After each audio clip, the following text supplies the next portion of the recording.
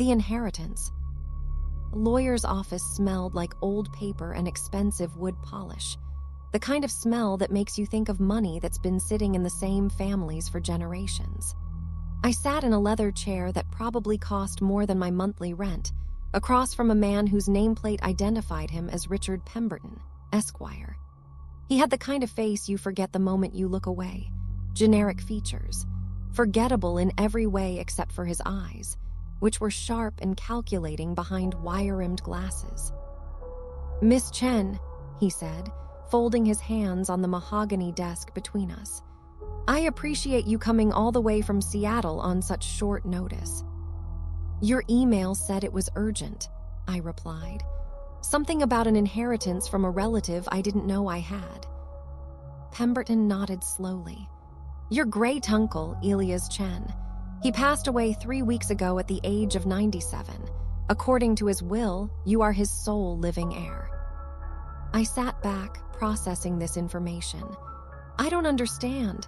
My family is small. My parents died when I was 12 and I was raised by my grandmother. She never mentioned anyone named Elias." "That doesn't surprise me," Pemberton said. "Elias was estranged from the family. There was some kind of falling out in the 1970s. The details are murky, but he essentially disappeared from family records. Moved out to a property in rural Montana and lived there alone for the past 50 years. And he left everything to me. Why? He didn't even know me." Pemberton pulled a thick manila folder from his desk drawer. "Actually, he did know about you. He'd been keeping track of you in a way. He had news clippings about your high school graduation, your college acceptance, your first published article in Scientific American. He knew you became a geneticist, that you work at the Harrington Institute. He knew you were unmarried, no children, and that you were his only living blood relative. The idea of some unknown relative tracking my life from afar should have creeped me out, but mostly I felt sad. This man, this Elias Chen, had been alone for 50 years, watching the life of a great niece he'd never met. What exactly did he leave me? The property in Montana, approximately 200 acres of forested land, plus a house and various outbuildings, and the contents of the house, which are extensive. There's also a sum of money, not substantial, about $40,000, and a letter. The letter is to be given to you before you visit the property." Pemberton slid an envelope across the desk. It was yellowed with age, sealed with red wax that bore the impression of some kind of symbol I didn't recognize. I took the envelope carefully. My name was written on the front in spidery handwriting. "Jennifer Chen, to be opened before your first visit." I looked at Pemberton. "Can I open it now?" "That's the expectation, yes. I'm required to be present when you read it, as per your great-uncle's instructions." I broke the seal and pulled out several pages of that same spidery handwriting. The paper was thick, expensive, the kind people used before computers made everything disposable. I began to read. "Dear Jennifer, if you're reading this, then I've passed on and Richard has done his job of tracking you down. I apologize for the dramatic nature of this letter, but what I'm about to tell you requires context, and I'm afraid there's no gentle way to ease into it. I was a scientist like you. My field was theoretical biology, with a focus on cellular regeneration and longevity. In the 1960s, I was part of a classified research project funded by the Department of Defense. I can't give you the details even now. Some oaths endure beyond death, but I can tell you the broad strokes. We were trying to understand the mechanisms of aging and whether they could be slowed or stopped. The military applications were obvious. Soldiers who could heal faster, live longer, maintain peak physical condition indefinitely. It was the height of the Cold War, and both sides were pursuing similar research. We made a breakthrough in 1973. We discovered something, I'll call it Compound X for lack of a better term, that fundamentally altered cellular behavior. Not just slowing aging, but stopping it entirely, even revering it in some cases. The implications were staggering. We'd essentially discovered immortality. I stopped reading and looked up at Pemberton. This is a joke, right? Some kind of elaborate prank. I assure you, Miss Chen, this is quite serious. Please continue reading. I returned to the letter, my hands beginning to shake slightly. The project was shut down in 1974, not because the research failed, but because it succeeded too well. The ethical implications were deemed too dangerous. What would happen to society if immortality became available? Who would get access to it? How would humanity change if death was no longer inevitable? The government decided the world wasn't ready for such knowledge. All research materials were ordered destroyed. The team was disbanded and sworn to secrecy. Most of my colleagues complied. They destroyed their notes, their samples, their data. They went back to conventional research and normal lives. But I couldn't do it, Jennifer. I'd spent 10 years working on this problem. I'd seen what Compound X could do. The idea of destroying that knowledge, of pretending the breakthrough never happened, was unthinkable to me. So I kept a sample, just one. A small vial of Compound X hidden away. And I took my research notes, years of work, hundreds of experiments, detailed protocols, and I left. I bought property in Montana as remote as I could find, and I continued the research alone.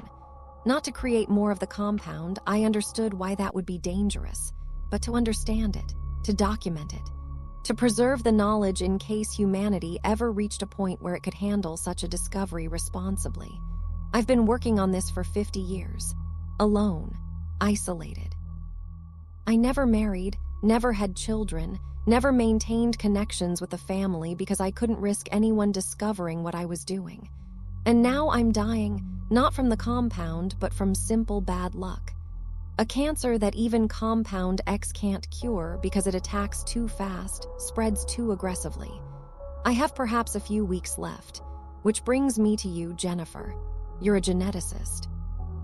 You understand cellular biology in ways I never could, with tools and knowledge that didn't exist when I was doing my research. You're also family, and blood matters for reasons I'll explain when you visit the property. I'm leaving you everything. The property, the research, the sample of Compound X, what you do with it is entirely your choice. You can destroy it all, fulfill the government's original order 50 years late. You can continue the research, pick up where I left off. Or you can simply seal it away and pass it on to the next generation.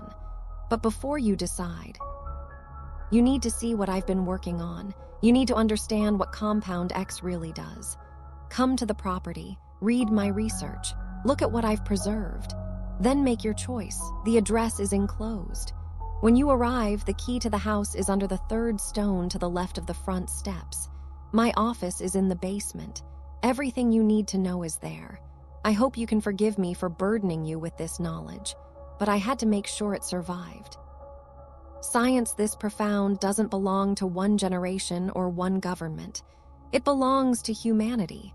And someday, when we're ready, this research might change everything.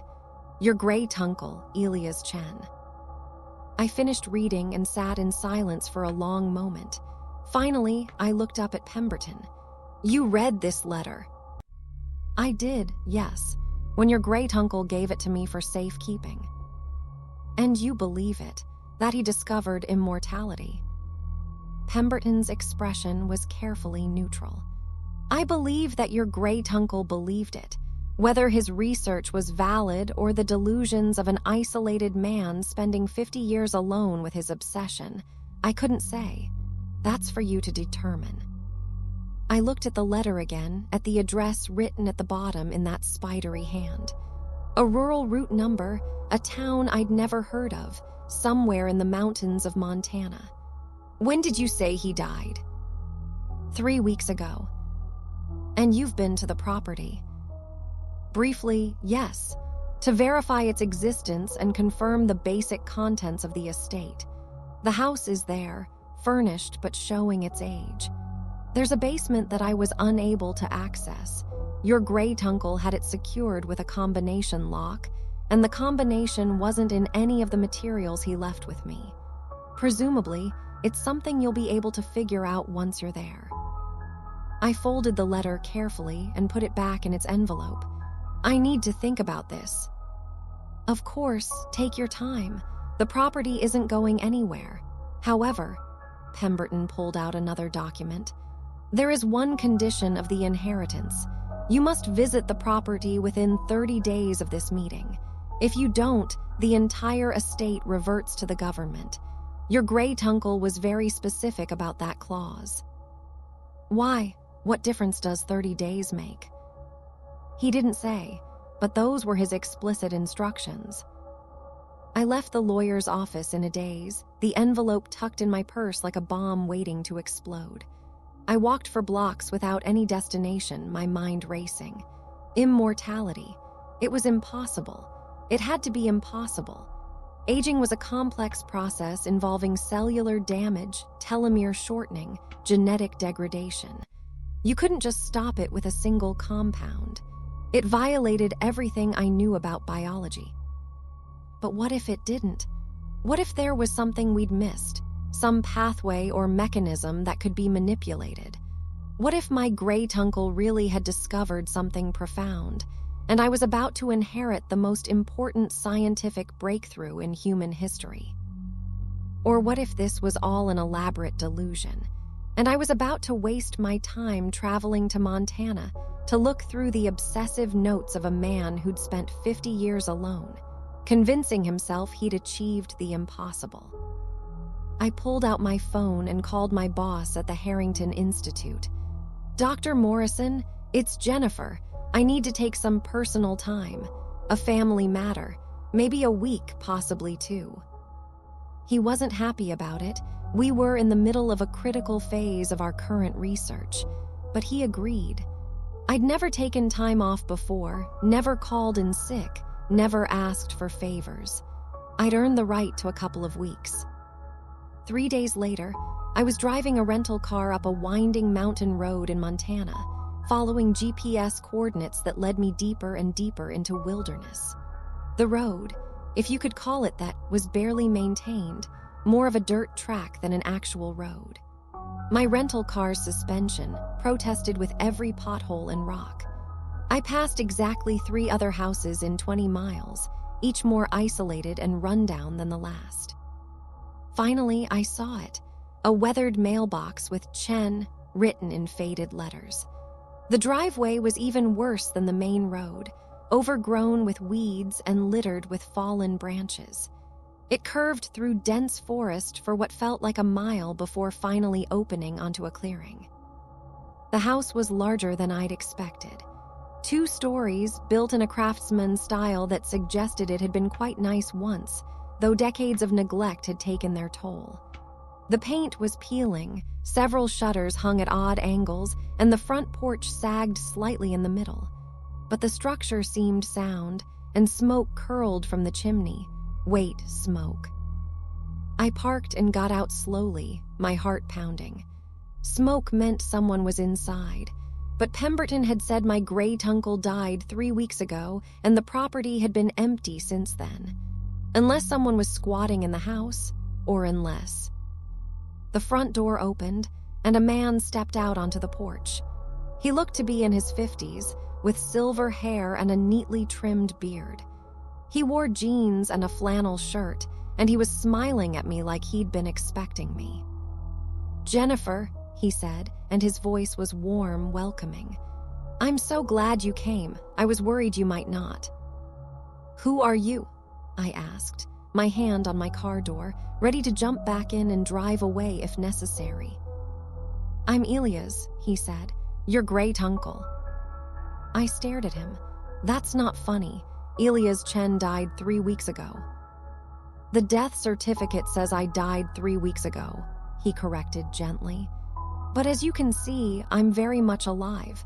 Though I understand your confusion, please come inside, I'll explain everything." Every instinct I had was screaming at me to leave. This was insane. This was dangerous. But curiosity, that same curiosity that had driven me into science in the first place, made me take one step forward, then another. And before I knew it, I was climbing the sagging porch steps and following this stranger who claimed to be my 97-year-old great-uncle into his house. The interior was cluttered but clean. Books everywhere, stacked on tables and shelves and the floor.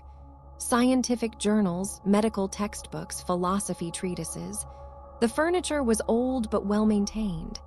A fire crackled in the stone fireplace, and the smell of coffee hung in the air. "Please sit," the man said, gesturing to a worn leather couch. "I'll get us some coffee and then we'll talk." He disappeared into what I assumed was the kitchen, leaving me alone in the living room. I stood near the couch but didn't sit, my eyes scanning the room for anything that might tell me what was really going on. That's when I saw the photographs. Dozens of them, covering one entire wall. Black and white photos from different eras, all showing the same man, this man, with different people in different settings.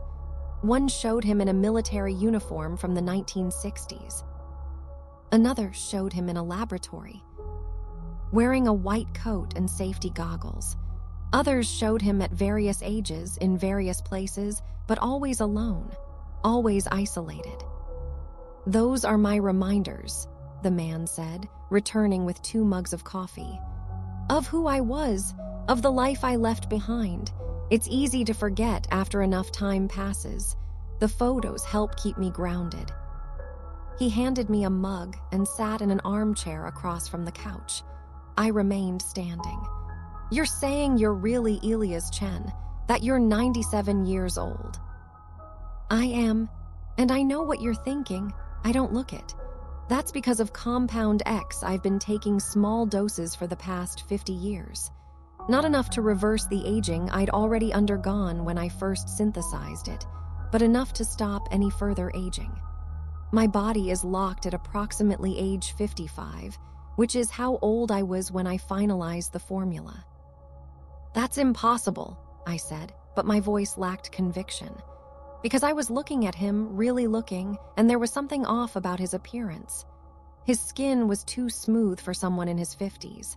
No age spots, no sun damage, no signs of weathering despite living in this isolated place for decades.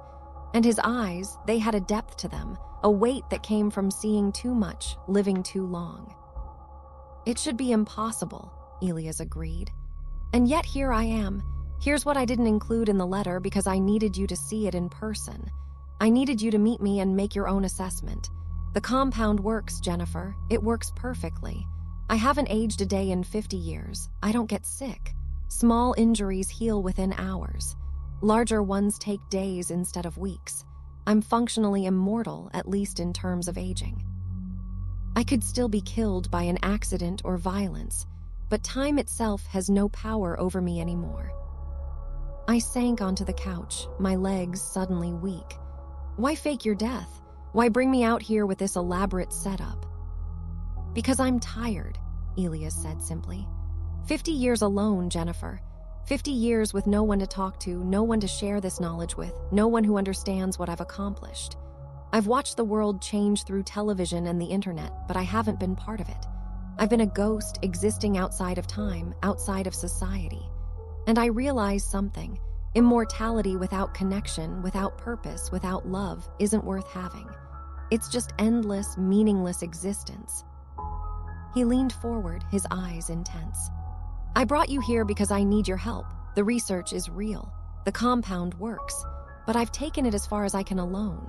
I need a real geneticist, someone who understands modern molecular biology, someone who can take my work and refine it, make it safer, figure out how to mass produce it, determine who should have access to it and under what conditions.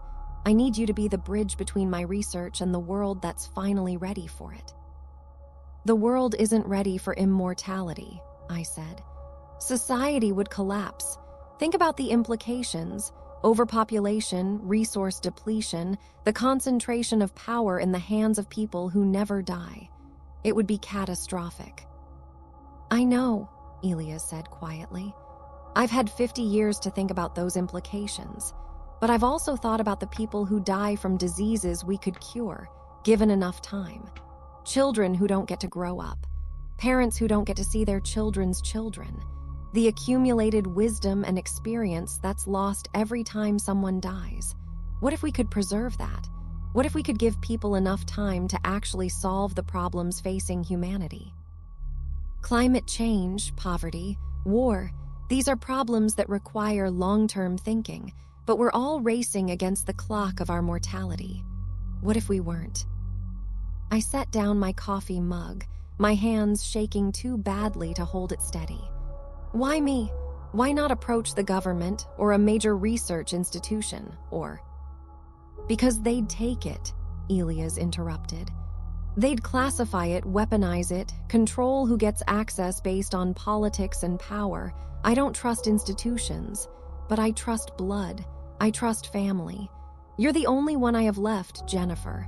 You're the only one I can give this to. I stood up abruptly, packing to the window. Outside, the sun was setting, painting the forest in shades of gold and crimson. It was beautiful and isolated, and I understood suddenly why Elias had chosen this place. A prison of his own making, built from good intentions and terrible knowledge. I need to see the research, I said finally. All of it. The original notes, the experimental protocols, the sample of compound X. I need to verify everything independently, and then I'll decide. Elias nodded slowly. Of course, that's why I brought you here. The laboratory is in the basement. Everything is there exactly as I left it. But Jennifer... He stood and walked to where I stood by the window. Once you see it, once you understand what's possible, you can't unknow it. This knowledge will change you. It changed me. Make sure you're ready for that burden before you go downstairs. I looked at him, at this man who claimed to be my great uncle, who had supposedly stopped aging 50 years ago, who was offering me the keys to immortality, and I made my choice. Show me, I said. The basement was accessed through a door off the kitchen, secured with a heavy padlock. Elias produced a key and opened it, revealing a steep wooden staircase descending into darkness. He flipped a switch, and fluorescent lights flickered to life below. The basement was enormous, taking up the entire footprint of the house. One half was set up as a laboratory, not a mad scientist's lair, but a proper research facility with clean benches, a fume hood, refrigeration units, microscopes, and equipment I recognized from my own work. The other half was dedicated to storage. Filing cabinets, shelves of journals, boxes of materials organized with meticulous care. This is my life's work, Elias said, his voice echoing slightly in the concrete space. 50 years of research, all preserved here. Start wherever you'd like. I'll answer any questions you have. I walked to the filing cabinets and opened the first drawer. Inside were laboratory notebooks, dozens of them, organized by date. I pulled out the oldest one and opened it. The entries began in 1974, just after the government project was shut down. Detailed experimental protocols, observations, results. The handwriting matched the letter I'd received, spidery but legible. I spent the next 6 hours reading. Elias brought down sandwiches and coffee, but I barely touched them. I was absorbed in the notebooks, tracing the evolution of his research, the early experiments on cell cultures, the first successful trials on rats, the development of the synthesis protocol for compound X, the decision to test it on himself. You were your own test subject, I said, looking up at him from the lab bench where I'd spread out several notebooks. I couldn't ask anyone else to take that risk, Elias said, and I needed to know if it worked on humans. The ethics were complicated, but I made my choice. And it worked, on your first try. The rats had already shown promising results. I'd refined the dosage based on body mass. I was as confident as I could be, given the circumstances. But yes, it worked. Within weeks, I noticed changes. Better stamina, faster healing. And over the months and years, it became clear I'd stopped aging entirely. I turned to the refrigeration unit, which hummed quietly in the corner. Is the sample in there? It is. along with my notes on its chemical structure, as far as I've been able to determine. It's a complex organic molecule unlike anything else in nature. Synthesizing it requires specific conditions and precursor compounds that are difficult to obtain. I've only managed to produce perhaps a liter of it over 50 years, and I've used most of that on myself. I opened the refrigerator, and there it was. A vial of clear liquid, labeled simply X, stored in a temperature-controlled compartment. I lifted it carefully, holding it up to the light. It looked like water. Plain, ordinary water. But if Elias was telling the truth, this was the most valuable substance on Earth. "May I analyze it?" I asked. "Take a sample back to my lab, run it through spectroscopy, genetic sequencing, whatever tests I need to verify its properties." Elias hesitated. "If you take it, you have to be careful. You can't let anyone else know what you have. The government would confiscate it immediately if they knew it existed.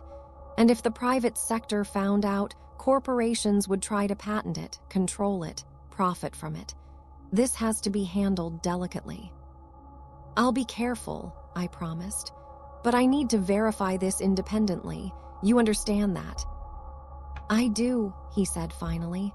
"Take what you need. But please, Jennifer, move quickly. I faked my death for a reason. Eventually, someone is going to start asking questions about this property, about what's in this basement. We don't have unlimited time to decide what to do with this research." I spent the rest of the evening taking samples, not just of Compound X, but of everything. Cell cultures Elias had maintained. Tissue samples he'd preserved from his experiments. His blood, drawn fresh, to analyze how the compound had changed his cellular biology. I documented everything with photographs and notes, creating a complete record I could work from. It was past midnight when I finally emerged from the basement, my rental car packed with coolers and boxes full of potentially world-changing material. Elias walked me to the car. "How long will you need?" he asked. "At least a week, maybe 2. I have to be thorough, and I have to be discreet. If anyone at the Institute asks what I'm working on, I'll need a cover story." "Tell them you're analyzing samples from an archaeological site," Elias suggested. "Ancient preserved tissue.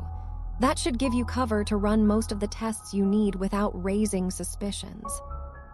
I nodded, but I was barely listening. My mind was already racing ahead, planning the experiments, the analyses, the verification steps. This was either the greatest scientific discovery in history or an elaborate delusion that had consumed a man's life. Within 2 weeks, I'd know which. I drove away from that isolated house as the sun rose, watching it shrink in my rearview mirror until the forest swallowed it completely. And I remember thinking, my life is about to change. One way or another, nothing will ever be the same after this. I had no idea how right I was. The analysis took 9 days. 9 days of working late in my lab after everyone else had gone home, running tests that I couldn't fully explain to my colleagues, fabricating data to support my cover story about archaeological samples. 9 days of barely sleeping, barely eating, consumed by what I was discovering. Because it was real, all of it. The compound existed. It worked exactly as Elias had described. At the molecular level, it acted as a kind of cellular reset button, repairing damage, restoring telomeres, clearing out accumulated genetic errors. It didn't make cells immortal.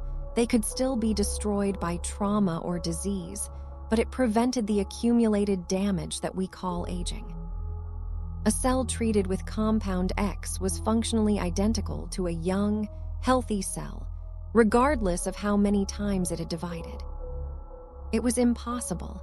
It violated fundamental principles of cellular biology, and yet it worked. I'd verified it in culture. I'd analyzed Elias' blood and found cells that showed no signs of age-related damage despite being decades old. The science was sound.